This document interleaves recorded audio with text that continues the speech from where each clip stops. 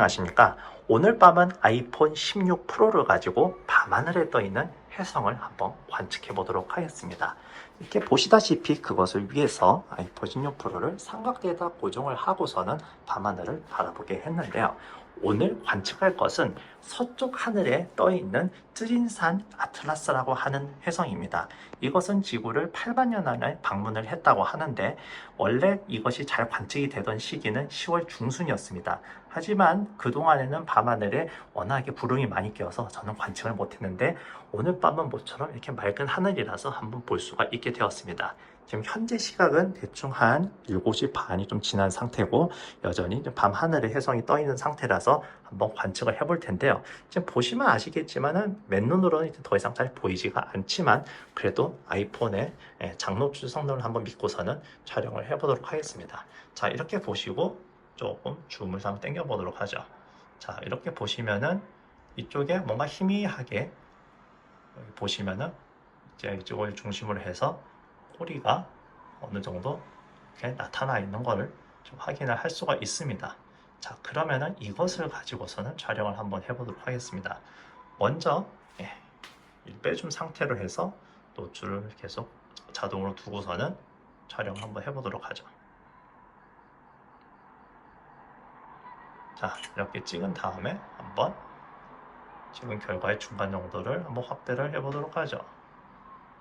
자, 이렇게 보시면은 여기에 이렇게 희미하게 혜성이 찍힌 것을 좀 확인을 할 수가 있습니다.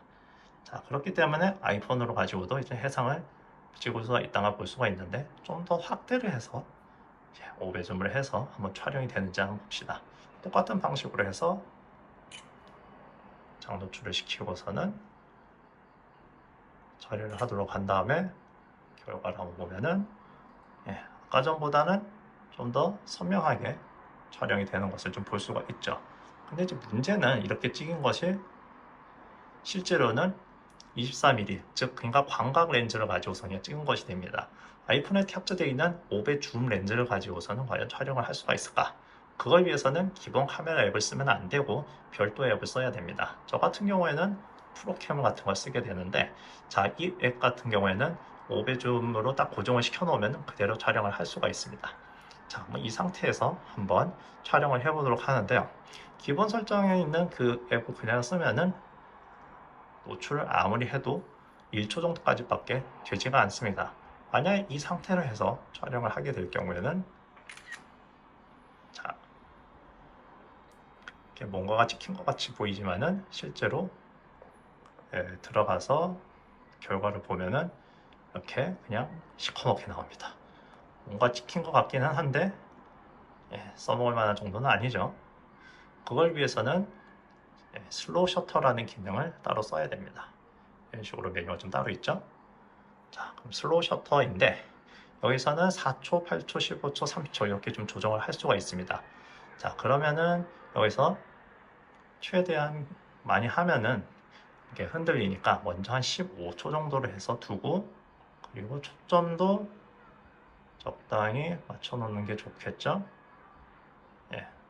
수동으로 하면은 대충 멀리 있는 거 한 0.84 정도로 해놓고 그래서 한번 촬영을 해보도록 하겠습니다. 이렇게 해서 한 15초 정도 장노출을 쭉 시키면은 점점 화면이 밝아오는 것을 볼 수가 있고, 그리고 가운데쯤에 뭔가가 희미하게 좀 나타나는 것을 볼 수가 있죠. 뭔가가 찍힌다는 걸 확인이 됩니다. 자, 그러면 이제 기록이 됐으니까 한번 열어가지고 우선 확인을 해봅시다. 뭔가가 좀 제대로 찍힌 게 보이네요. 확대를 해보니까 이런 식으로 해서 5배중 카메라로 찍은 걸 볼 수가 있는데 15초 정도를 하니까 좀 별이 좀 흐르는 그런 모습을 좀 볼 수가 있습니다.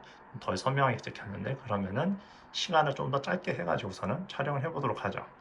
이번에는 이거를 8초로 약간 단축을 해서 촬영을 해보도록 합시다. 나머지 설정 그대로 두고 이런 식으로 해서 8초 동안 촬영을 하는 것을 볼 수가 있습니다. 앞서 마찬가지로 화면이 서서히 밝아오고 있고 가운데 부분에 이런 식으로 나타나는 걸 볼 수가 있죠. 자, 그러면은 이 상태로 해서 한번 어떻게 나오는지 봅시다. 자, 그럼 이번엔 8초 동안 노출을 했는데 아까보다 별의 흐름이 좀 덜하고 조금 어둡게 나오긴 했지만 그래도 이런 식으로 해서 혜성의 꼬리가 확실하게 찍힌 것을 확인을 할 수가 있습니다. 자, 그럼 이런 식으로 해서 아이폰의 기본 탑재 카메라와 적당한 앱을 활용을 하면은 이런 식으로 밤하늘에 더 이상 육안 관측이 좀 어려운 혜성도 충분히 촬영을 할 수 있다는 것을 보실 수가 있습니다.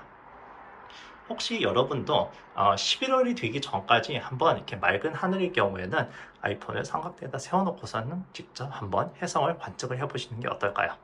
그 참고가 되셨으면 합니다. 시청해주셔서 감사합니다.